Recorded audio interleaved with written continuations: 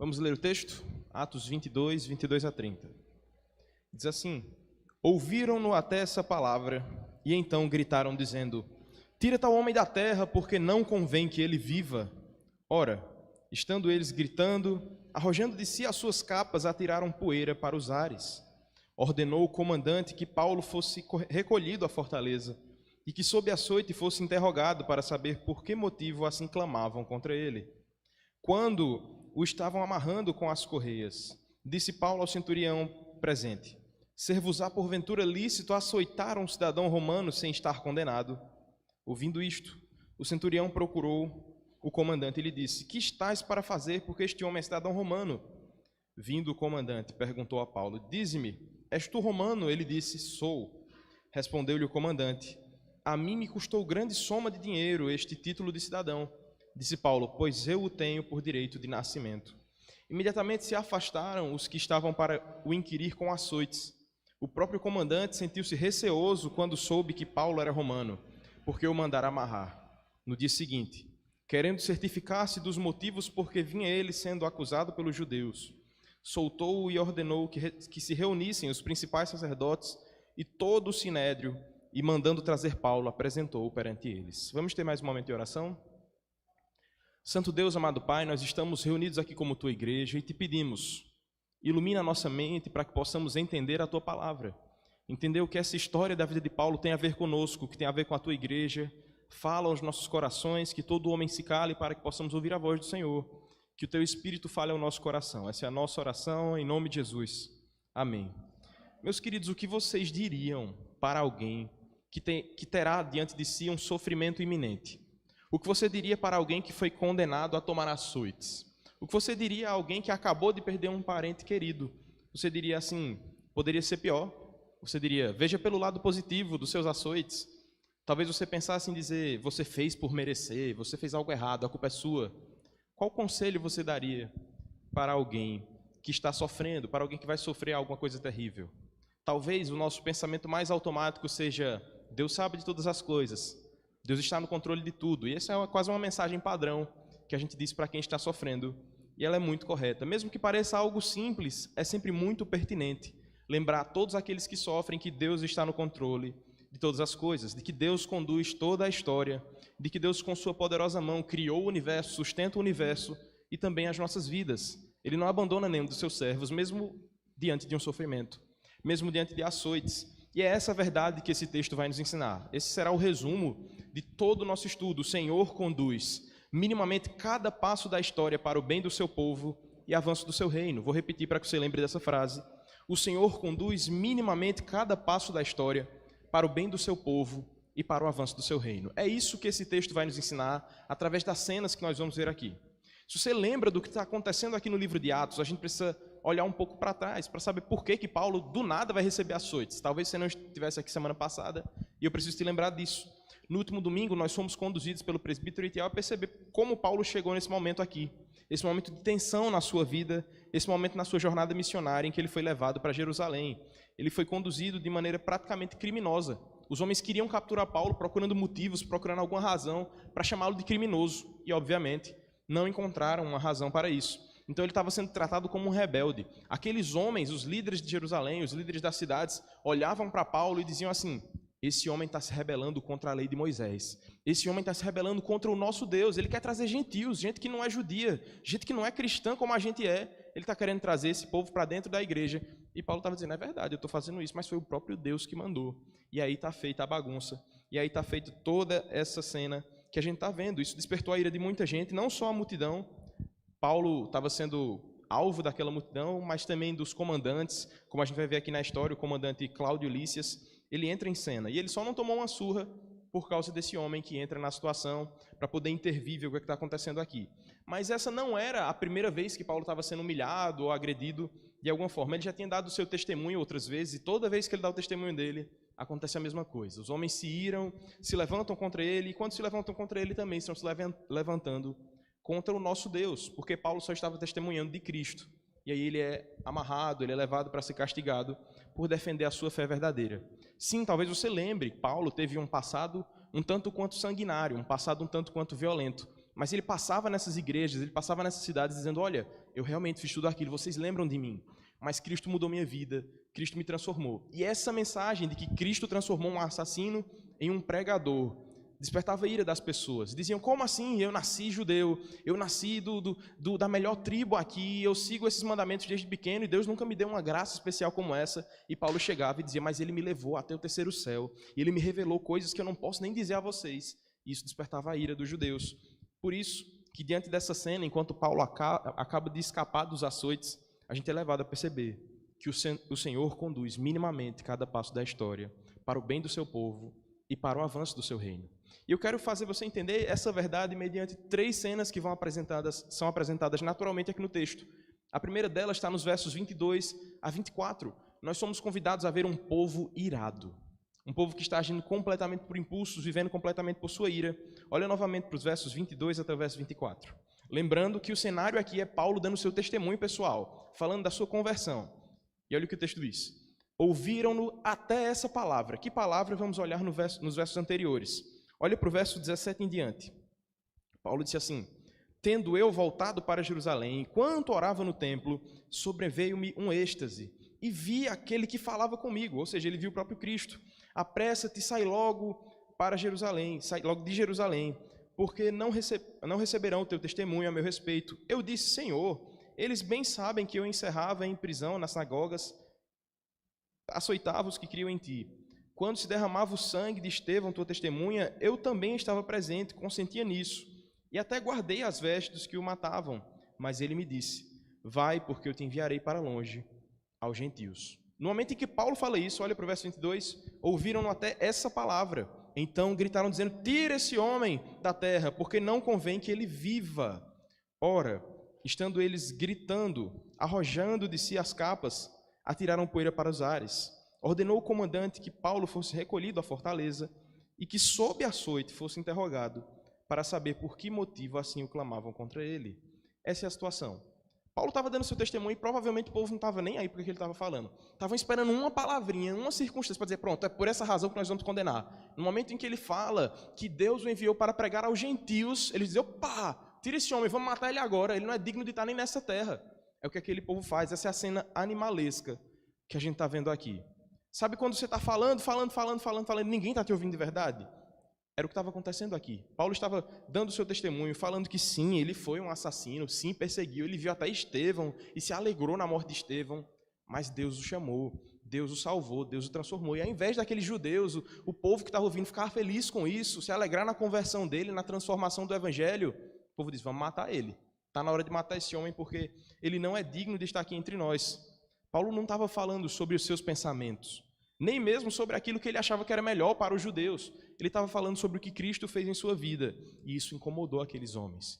Falar sobre Cristo para pessoas que não olhavam para Cristo como Messias era uma afronta, ainda mais dizendo que Cristo apareceu para ele e disse, vá pregar para os gentios, que eles não acreditavam que os gentios seriam salvos também. Então isso desperta a ira daquele povo, e o verso 23 diz que eles gritando, arrojando de si as suas capas, atiraram poeira para todos os lados. Eu acho que você consegue imaginar isso como um estouro de bois, assim, uma manada passando e voando poeira para todo lado. Eram aqueles homens sacudindo as suas capas, um momento de ira, de euforia, dizendo, tem que matar esse homem agora, levantando poeira para todos os lados. Peguem logo esse homem, ele merece morrer. Era o grito da multidão. E talvez o problema não fosse Paulo ensinar sobre os gentios, talvez o problema fosse o ego mesmo daqueles homens, que olhavam e diziam, como assim? Esse cara matou tanta gente e agora é um dos escolhidos de Deus, virou apóstolo depois de tanto tempo, e nós? O que é que Deus fez para a gente? O que é que Deus vai dar para a gente? E Deus não deu nada para aqueles homens. Nada além da simples pregação do evangelho, mas eles queriam algo mais. Eles pensavam, nós somos a nata da igreja e não vamos receber nada, enquanto um assassino foi chamado de apóstolo. Mas alguém entra na história de Paulo, alguém entra nessa situação, no verso 24, é dito que entrou um comandante nessa história. Ele viu aquela multidão enfurecida e disse, opa, o que é que está acontecendo aqui? Ele toma uma atitude.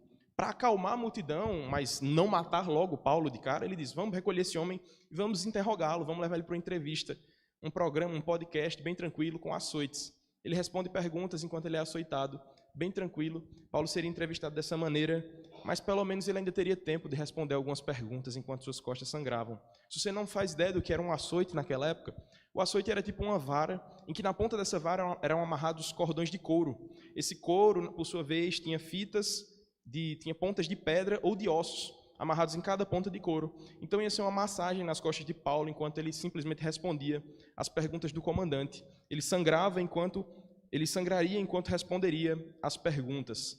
A história conta que o açoite era usado para os piores criminosos, e esse açoite era usado até eles responderem todas as perguntas que os soldados romanos gostariam de ter respostas. Assim, os homens sairiam deformados, com seus músculos rasgados, tendões e nervos, e muitos morreriam naquele momento de açoites.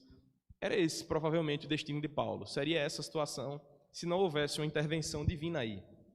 E isso parece assustador. Isso parece um tanto quanto sanguinário e aterrorizante. Tudo isso que Paulo estava enfrentando simplesmente por pregar o Evangelho. Mas não foi assim também com o nosso Salvador. Não foi assim também com Cristo.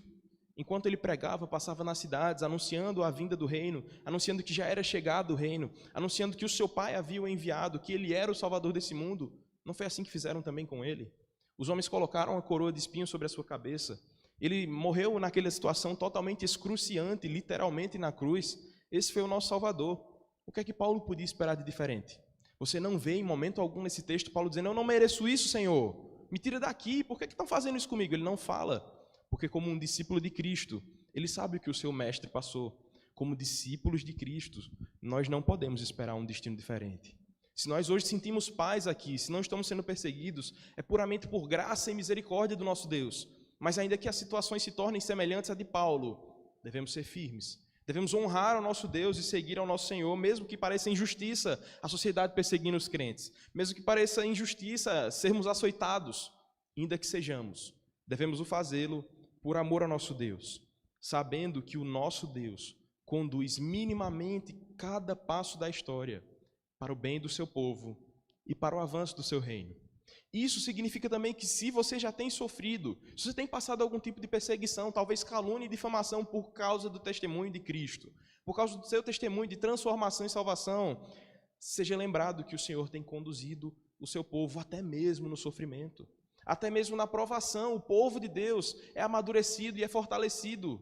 Mesmo que você esteja sofrendo, há um Deus que está perto de você, que não te abandona. E se Cristo sofreu, também sofreremos. Mas como Cristo venceu, com Ele também venceremos. E essa é a verdade que nós vemos aqui sobre esse povo irado nesse texto. Há um povo irado querendo destruir Paulo e a sua vida simplesmente pelo seu testemunho.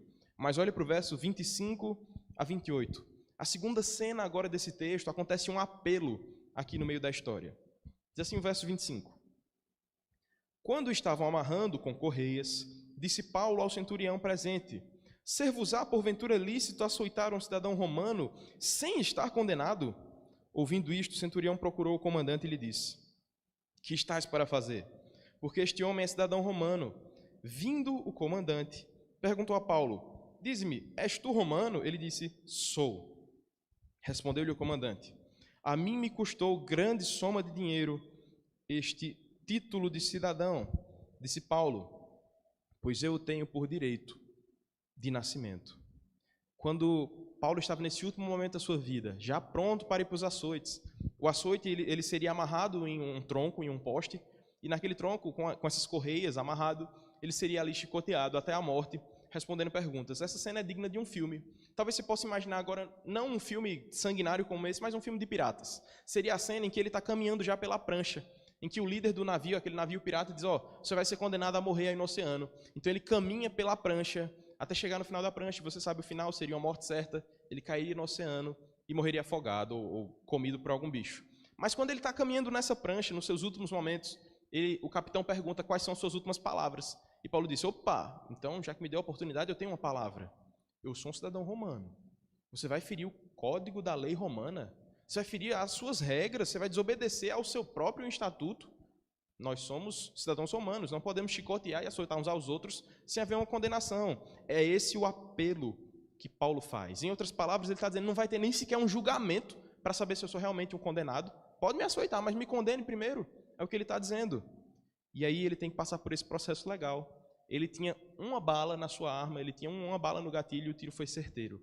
Era exatamente o ego dos cidadãos romanos. Eles eram um povo que se orgulhava por ter o melhor código de ética, o melhor código de leis daquele período. Então você apelar para a lei de Roma era ferir justamente o ego deles. Opa, você vai quebrar o que você mais ama de maneira tão clara. Eu tenho que ser julgado. É o que Paulo está dizendo. Então ele apela para esse código jurídico de Roma, que era complexo, era truncado, mas serviria como apoio nesse momento. E aí o comandante, no verso 26, o centurião, na verdade, chega para o comandante e diz: olha o que você ia fazer aqui. Você me mandou matar um homem que nem foi condenado ainda. Quem ia se prejudicar era o próprio centurião e também o comandante, porque quando fosse descoberto que eles estavam quebrando esse código de leis, talvez o final deles fosse o mesmo. Talvez o final do centurião, talvez o final do comandante fosse igual ao de Paulo, açoites até a morte, por quebrar o código de leis de Roma. E aí no verso 27, o comandante chega para Paulo e diz: quer dizer que você é romano? Você é romano e eu estou julgando você, nem julguei você, já estou condenando. Paulo simplesmente responde: sou. Nesse momento a gente não deve pensar que foi simples. Esse é um momento de muita confiança. Naquele momento a gente não tinha Secretaria de Defesa Social e emitia um RG. Paulo não tinha um certificado de cidadão romano, um crachá que ele andava no bolso. Havia nessa época uma lista enorme, um rolo de cidadãos romanos. E Paulo, como é dito aqui no texto, ele tinha isso desde o seu nascimento. Então o seu nome já devia estar nessa lista há muitos anos, enquanto a do próprio comandante foi um título comprado, como ele vai dizer mais à frente. Mas, por ser um rolo muito grande, com todos os cidadãos de Roma, provavelmente ninguém andava com isso no bolso. Então, quando você parava alguém, ia julgar alguém, você tinha que simplesmente confiar na sua palavra. Esse é o momento em que Paulo fala com toda firmeza: eu sou um cidadão romano. Eu sou um cidadão romano e Cláudio tem que acreditar na palavra desse homem, porque se ele não acredita e mata, ele está sendo julgado perante a própria lei. Mas se ele acredita e, de fato, aquele homem, Paulo, é um cidadão romano, ele tem a sua chance de escapar nessa situação. O comandante diz: a mim me custou grande soma de dinheiro este título de cidadão. E Paulo diz: pois eu tenho desde que eu nasci. Aquele homem diz: eu batalhei para virar um cidadão romano. E Paulo diz: pois eu sou desde que eu nasci. Meus pais já me deram esse título. Eu já nasci romano, então você não pode me condenar assim. Eu não estou mentindo, eu sou filho de romanos e sou um romano também. É o que Paulo apela, ele apela para essa Constituição. Ele não deseja ver a Constituição do seu país rasgada para infringir uma lei, para condenar um homem inocentemente. E aí a gente pode imaginar as nossas próprias vidas nesse momento. Talvez Paulo nunca tivesse pensado em toda a sua história que um dia o título de cidadão romano ia salvar a sua vida. Isso fala muito ao nosso coração. Se você pensa que aquele curso que você fez lá no passado, antes de ir para o Seminário Presbiteriano do Norte, não serviu de nada, Deus pode ter um plano para isso. Se você pensa que aqueles 4 anos que você dedicou da sua vida aprendendo alguma coisa, aprendendo a fazer a costura, aprendendo a fazer natação, seja lá o que for, diante dos olhos de Deus, isso tem um propósito. Isso significa que para nós e para nossos filhos, não há nada em nossas vidas que seja feito por acaso. Você não botou seu filho na escola que ele estuda por acaso. Você não matriculou ele no inglês ou na natação, seja lá o que for, por acaso. Não existem acasos ou coincidências na vida dos crentes. Não existem acasos ou coincidências na vida daqueles que servem aos propósitos de Deus. Paulo nasceu romano e não foi por acaso. Ele nasceu naquela família com os pais dele e não foi por acaso. Deus sabia e já tinha escrito a história de forma que um dia ele precisaria dizer: eu sou romano, eu nasci filho de pais romanos, por isso eu sou um cidadão romano. Isso quer dizer que até mesmo aquilo que você despreza e acha que nunca vai ser útil, pode ser útil aos olhos do nosso Deus, pode ser útil no propósito do nosso Redentor. É isso que nós precisamos entender. Não há nada que nós tenhamos feito em nossa vida. Nem mesmo um único hábito. Talvez você treina tênis, joga vôlei, seja lá o que for. Tudo isso faz parte de um grande plano de Deus para a sua vida. Seja para o seu amadurecimento, seja para o seu aperfeiçoar. Tudo isso coopera para o bem daqueles que amam a Deus. E nós precisamos lembrar disso. Na vida de um crente não há coincidências, não há acaso, mas há um Senhor que conduz minimamente cada passo da história para o bem do seu povo e para o avanço do seu reino, como nós já temos visto aqui. Diante de um povo irado que queria matar Paulo, Deus mostrou que conduz a história e que protegeria Paulo. Agora, quando Paulo chega e apela àqueles homens, ele lembra de um título que ele recebeu ao nascer. Deus conduz a história, conduz cada passo do seu povo, para o bem do seu povo e para o avanço do seu reino. Então pare com essa ideia de sorte, pare com essa ideia de acaso, pare com essa ideia de talvez dê certo. Deus tem cuidado de todas as coisas. Cada mínimo evento, até o mais desprezado, até aquele menor momento que você senta para brincar com seu filho, isso pode ter grandes impactos aos olhos do nosso Redentor. Isso pode ter grandes impactos no longo prazo diante da vontade de Deus. A escola, os amigos, os hábitos, o trabalho, tudo isso coopera para o bem daqueles que amam a Deus. Não há um texto que você leia na internet, não há um livro que você tenha lido que você possa dizer: isso é inútil, não serviu para nada, não serve para minha edificação. com certeza serve. Se entregue consagrado ao Senhor. Tudo o que nós fazemos, cada nota musical é parte da grande orquestra do Divino Maestro que tem conduzido a história. O nosso Deus tem conduzido todos os nossos passos, todos os dias. Não só aqui na igreja, mas quando você está lá fora e acha que não, Ele também está conduzindo. E por fim nós chegamos aos versos 29 e 30. Depois de ver esse povo irado, depois de ver esse apelo de Paulo, nós vemos agora um resultado nos últimos versos do texto. Ele diz assim: imediatamente se afastaram os que estavam para o inquirir com açoites. O próprio comandante sentiu-se receoso quando soube que Paulo era romano, porque o mandara amarrar.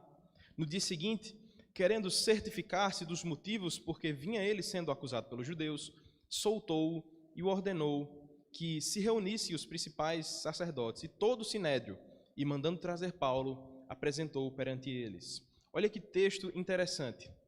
Cláudio, o comandante, percebeu que já tinha feito besteira, já tinha mandado amarrar um homem que não deveria ter sido amarrado. Então agora ele já temia pela sua própria vida, não mais pela de Paulo, porque ele já ia libertar Paulo.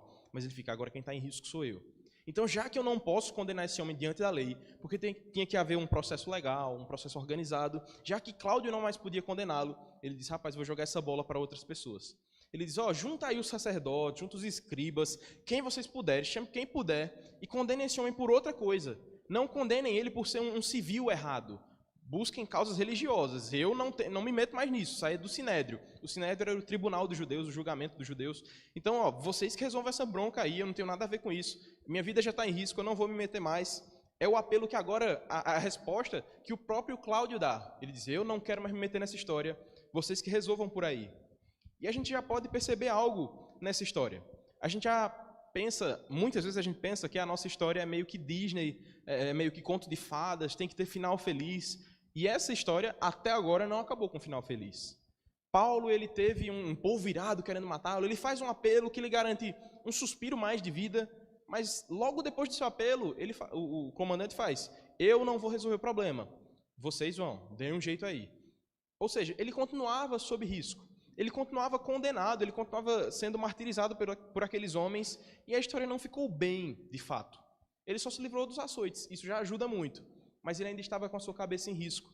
Ele ainda seria caçado pelo Sinédrio, de fato, perante aquele tribunal dos judeus que ia se reunir no dia seguinte, como o texto diz no verso 30, para que ele fosse condenado. Ele devia ser apresentado ali, iam procurar alguma razão para condenar aquele homem.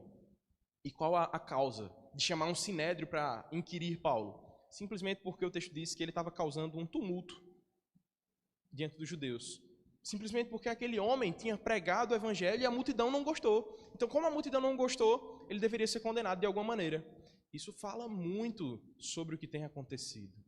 Muitos são os que moldam a mensagem nos púlpitos por causa da multidão. Porque a igreja não está gostando de ouvir uma mensagem que fala sobre pecado. Porque a igreja não está gostando de ouvir uma mensagem que fala sobre condenação, que diz que todos nós somos carentes de graça e precisamos da misericórdia de Deus. Isso ofende. Então vamos mudar a mensagem para que a gente não seja condenado também. A gente vai perder dízimos, a gente vai perder pessoas, então não vale a pena pregar com tanto rigor como Paulo fez. Como Paulo que chega e diz, foi Deus que me mandou dizer que não só vocês são salvos, mas até quem você não quer. Até aquele que você acha que é imundo, esse também vai ser salvo, se Deus quiser. Quando a gente prega fielmente, esses são os resultados muitas vezes. Muitas vezes as multidões não vão gostar, o mundo não vai gostar. O povo vai se irar contra nós. Mas é assim nesse mundo caído. É assim nessa terra, nem sempre o final é feliz. Muitos são aqueles que morrem por amor do evangelho. Nem sempre o final é como nos contos de fada. Mas, olhando pela ótica do nosso Criador, o final sempre é feliz. Mesmo que aqui nesse mundo sejamos triturados, amassados e moídos pelos homens, ainda há um Deus que cuida de nós. Ainda há um Deus que colhe nossas lágrimas e vê o nosso sofrimento. Mesmo que a nossa morte eventualmente seja completamente injusta, aos olhos de Deus, será com grande alegria e triunfo que nós chegaremos lá. Mesmo que os governantes nos persigam aqui, que haja talvez uma perseguição em outros países, talvez um futuro próximo nosso, mesmo que isso venha a se tornar o pior cenário, diante do nosso Deus, nunca há um pior cenário. O pior que pode nos acontecer é o melhor que pode nos acontecer aos olhos de Deus. Juntos ao Senhor, certamente teremos felicidade eterna, maravilha sem fim, vida eterna, conquistada pelo nosso Senhor na cruz, pelo nosso bendito Cristo. Então não há razão para ficarmos atemorizados, medrosos diante dos homens. Assim como Paulo, precisamos ter firmeza. Assim como o nosso bendito Salvador, precisamos ter firmeza. Se você lembra, foi exatamente assim que aconteceu com ele no Getsêmani, enquanto ele se afasta dos seus discípulos e vai orar junto ao próprio Deus. Ali está somente Cristo e o seu Pai. Ele se ajoelha e começa a orar ao Senhor. E naquele momento o seu suor não era de calor, era como sangue. Ele estava numa oração tão fervorosa, tão intensa junto ao seu Pai, que ele começa a sangrar. E o que era aquilo ali? Ele estava lutando contra Deus, dizendo, eu não vou para a cruz. Ele estava dizendo, eu vou para a cruz. Mas, se possível, me livra disso, mas que seja feita a tua vontade e não a minha. Cristo não foge dos sofrimentos. E porque ele não fugiu dos sofrimentos, nós temos paz. Porque ele não fugiu dos sofrimentos, nós temos esperança. Porque ele não fugiu dos sofrimentos, mesmo que você passe por sofrimentos aqui, você sabe do final da história. Você sabe o que vai acontecer na última página do livro. Você sabe o que vai acontecer no final de toda a história, na consumação das eras. O nosso Deus venceu, e com ele todos os que estão vencerão também. Vencerão todos os principados e potestades, os poderes desse mundo. Nada disso tem valor, nada disso vence o povo de Deus. Há um Deus triunfante que vence pelo seu povo. Há um Deus triunfante, há um Senhor que conduz minimamente cada passo do seu povo, que conduz cada passo da história para o bem do seu povo, para o avanço do seu reino. Esse é o nosso Deus, e Ele é o Senhor de toda a história. Nenhuma vírgula da sua vida. Nada é por acidente, você não veio parar nessa igreja por acaso. Deus não botou sua casa relativamente perto daqui, ou fez você chegar aqui por coincidência. Tem outras milhares de igrejas na cidade. Se Ele te trouxe para cá, Ele tem um propósito nisso. Se Ele colocou você no trabalho que você está, há um propósito nisso. E mesmo que você não consiga enxergar um bom final até agora na sua história, você pode olhar mais à frente. Você pode olhar adiante, já ver o que Deus tem prometido para todo aquele que nele espera. Tiago vai falar sobre isso. E ele diz, bem-aventurado o homem que suporta com perseverança a tentação, a provação, porque o resultado é a coroa da vida que está proposta a todo aquele que ama a Deus, todo aquele que espera pelo Senhor. Não herdará coroas e dinheiro nessa terra, mas a coroa da vida eterna, a esperança que venceremos a morte junto ao nosso Senhor. Essa é a alegria que nós temos. Esse é o consolo que nos guarda, mesmo quando nossos olhos só estão marejados de chorar. Mesmo quando a nossa vida mostra muitos sofrimentos, podemos olhar para a graça de Deus, que nos dá conforto, que nos dá misericórdia, que nos dá perdão, que nos alcançou e também alcançará gentios, judeus e romanos. Todos os povos, todas as tribos virão ao Senhor. E o nosso trabalho é anunciar essa mensagem com toda firmeza e com todo zelo. Assim, eu gostaria de te lembrar 3 lições que saltam aos nossos olhos quando a gente entende esse texto. A primeira delas, em especial para os que ministram a palavra de Deus, mas também para todos os crentes que são chamados a anunciar essa verdade, é lembre que sempre tentarão silenciar os ministros de Deus. Olha o que estava acontecendo. Paulo tinha acabado de anunciar o seu testemunho, e os homens, opa, cala a boca. Aqui a gente tem que matar esse homem logo. Vamos silenciar ele aqui. Isso acontece e continuará acontecendo sempre com os ministros de Deus. Quando alguém se levanta para anunciar a verdade de Deus, a mídia vai cair em cima, os homens vão dizer que essa é uma mensagem homofóbica, que essa é uma mensagem que não é inclusiva, seja lá o que for. A mensagem de Deus sempre vai ter que passar por isso. Nós seremos perseguidos e silenciados.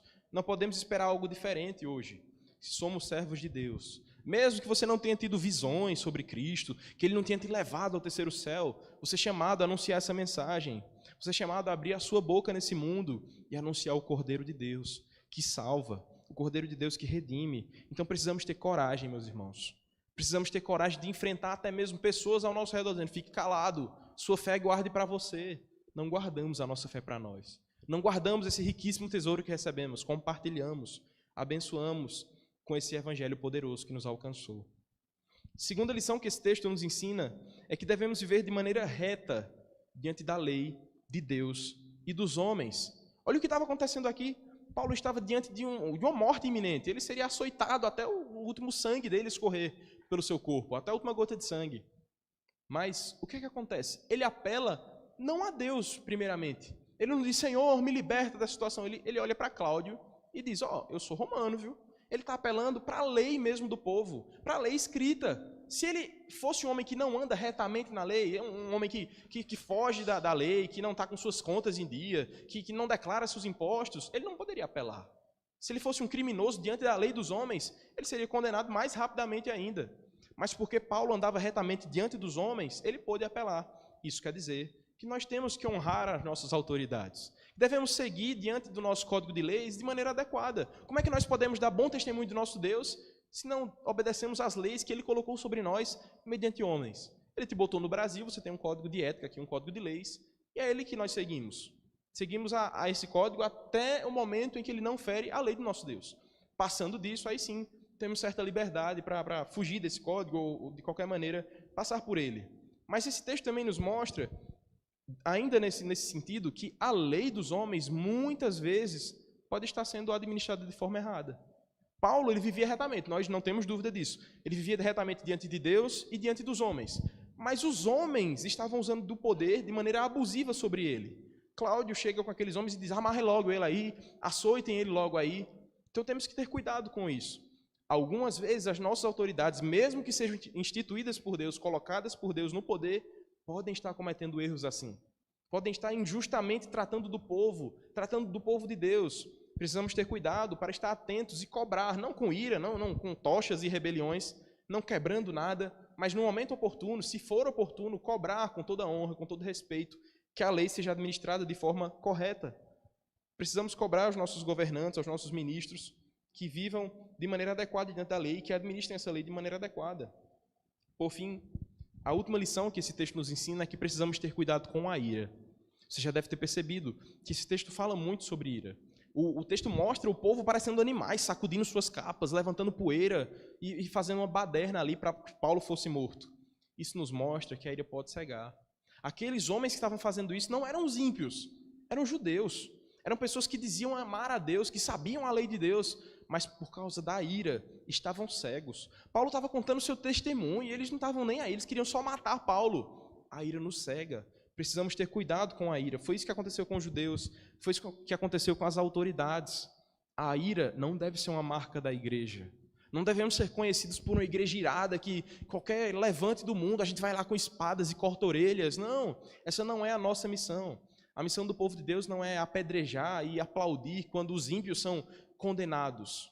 A nossa missão é orar por aqueles que têm ira contra nós. É se levantar com amor, com graça, com o evangelho, mesmo contra os nossos ofensores. É agir com respeito e com graça, com compaixão, pedindo sabedoria a Deus, pedindo coragem a Deus, para que a gente possa viver com firmeza nesse mundo, para que esse mundo não nos engula, mas que a gente possa de fato anunciar, mesmo que sejamos atingidos, mesmo que sejamos ofendidos por esse mundo. Precisamos ter coragem, pedir coragem a Deus, para viver como verdadeiros crentes nesse mundo. Não marcados pela ira, mas marcados pela graça, pelo Evangelho. E o livro de Atos, ele é assim. Do começo ao final, você vai ver em todas as páginas, em cada pequena história que você vai lendo, seja Paulo dando seu testemunho, seja Estevão sendo morto, seja Pedro pregando e 5.000 sendo convertidos. Em cada capítulo, em cada etapa do livro de Atos, você vai ver a providência de Deus, a soberania de Deus, a misericórdia de Deus, um Deus que é gracioso e cuida do seu povo nos mínimos detalhes, que cuida de cada passo da história para o avanço do povo, para o bem do seu povo, para o avanço do seu reino, por causa de Cristo. É isso que nós devemos lembrar o tempo todo. É por causa de Cristo que Paulo faz o que faz. Ele não era queridinho de Deus, ele não era mais especial que outras pessoas. Ele amava a Cristo e por isso Deus o usou. Você deve amar a Cristo, entender que por causa de Cristo podemos sofrer o que for, mas devemos avançar anunciando fielmente esse Evangelho. Você pode ter certeza que nada nesse mundo, nem vida, nem morte, nem espada, nem fome, nem altura, nem profundidade, nada poderá te afastar do amor de Deus.